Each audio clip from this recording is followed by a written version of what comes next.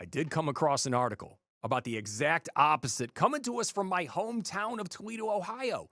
That is absolutely insane.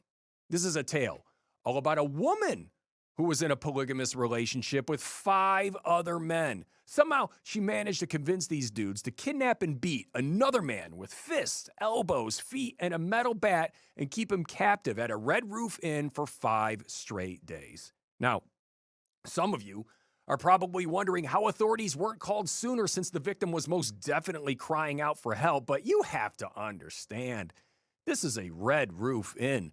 Screaming is how they make you feel at home.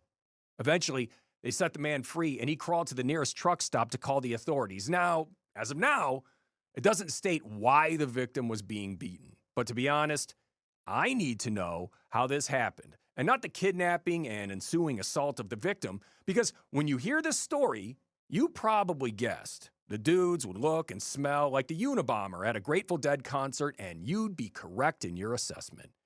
My cousin Allie said they all looked like they starred in a Rob Zombie film. Thanks, cuz.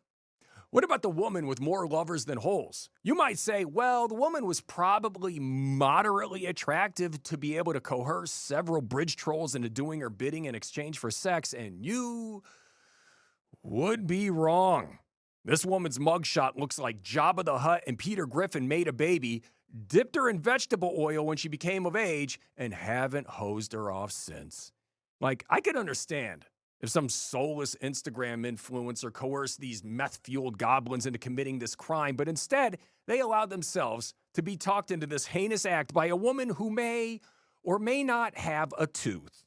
But what she lacks in looks, she more than makes up for in cold sores.